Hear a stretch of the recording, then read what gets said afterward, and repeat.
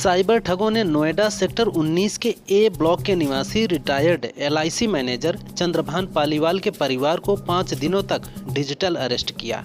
इसके बाद डरा धमकाकर 1 करोड़ 10 लाख रुपए ठग लिए। ठगों ने चंद्रभान को कॉल करके खुद को आईपीएस राजीव कुमार बताया। उसने कहा, आपके खिलाफ मुंबई साइबर क्राइम में कई केस दर्ज किए गए हैं। इसके बाद उसने गिरफ्तारी का डर दिखाकर और डरा धमकाकर चंद्रभान से पैसे ट्रांसफर करा लिए। दिल्ली का नया सीएम चुने जाने की तारीख सामने आ गई है। 16 फरवरी को बीजेपी विधायक दल की मीटिंग होगी, जिसमें विधायक दल का नेता चुना जाएगा।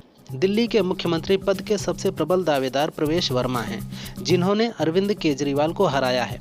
हालांकि दिल्ली बीजेपी अध्यक्ष वीरेंद्र सचदेवा और विजेंद्र गुप्ता जैसे नाम भी शामिल हैं। इस बीच ये भी कहा जा रहा है कि बीजेपी किसी महिला को भी सीएम बना सकती है। बजट सत्र के 8वें दिन अखिलेश यादव ने अमेरिका से डिपोर्ट किए गए अवैध प्रवासियों का मुद्दा उठाया। अखिलेश ने पीएम मोदी के अमेरिका दौरे पर कहा कि पिछली बार आप हीरा लेकर गए थे, इस बार सोने की जंजीर लेकर जाना चाहिए। हम लोगों ने वो तस्वीरें देखीं जिनमें हाथों में हथकड़ी और पैरों में बेड़ियां नजर आईं।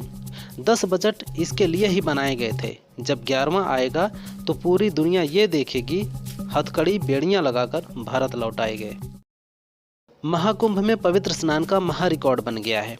13 जनवरी से अब तक 45 करोड़ से ज़्यादा श्रद्धालु यहाँ स्नान कर चुके हैं।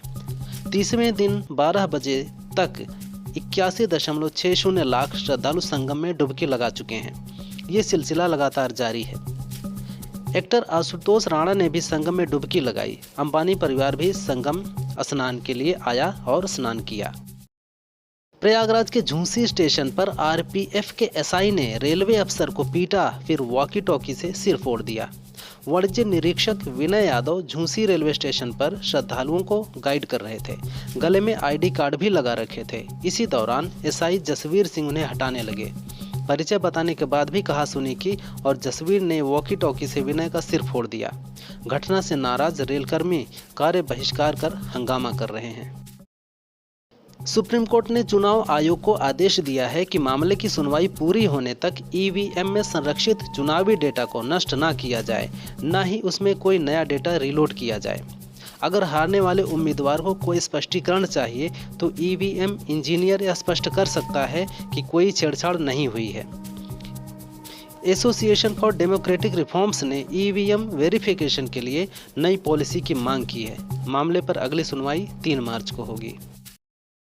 सहारनपुर में एसीजेएम कोर्ट ने 91 दुकानदारों को कोर्ट बंद होने तक खड़े रहने की सजा दी। ये दुकानदार खाद्य पदार्थों में मिलावट के दोषी पाए गए थे। इनमें सहारनपुर, मुजफ्फरनगर और शामली के दुकानदार शामिल थे। सभी पर 87.57 लाख का जुर्माना भी लगाया गया है। कोर्ट ने कहा कि आप जनता को धीमा जहर दे रहे हैं, अपने परिवार को यही खिलाएंगे। खाद्य पदार्थों के सैंपल में मिलावट की पुष्टि के बाद कोर्ट ने सजा सुनाई है। जम्मू में अखनूर सेक्टर के लालेली में एलओसी के पास एक आईईडी ब्लास्ट हुआ है। ब्लास्ट की चपेट में आने से गश्त लगा रहे व्हाइट नाइट कॉप्स के 2 जवान शहीद हो गए हैं, जबकि 1 जवान घायल हुआ है। व्हाइट नाइट कॉप्स ने एक्स पर पोस्ट कर ये जानकारी दी है। साथ ही लिखा है कि जवान लगातार गश्त लगा रहे हैं और तलाशी अभियान चला रहे हैं। जेईई मेन ने सेशन 1 के पेपर 1 बीटेक बीई का रिजल्ट घोषित कर दिया है। इस परीक्षा में 14 छात्रों को 100 परसेंटाइल मिले हैं। यह रिजल्ट 12 फरवरी को आना था, लेकिन एनटीए ने एक दिन पहले ही रिजल्ट जारी कर दिया है।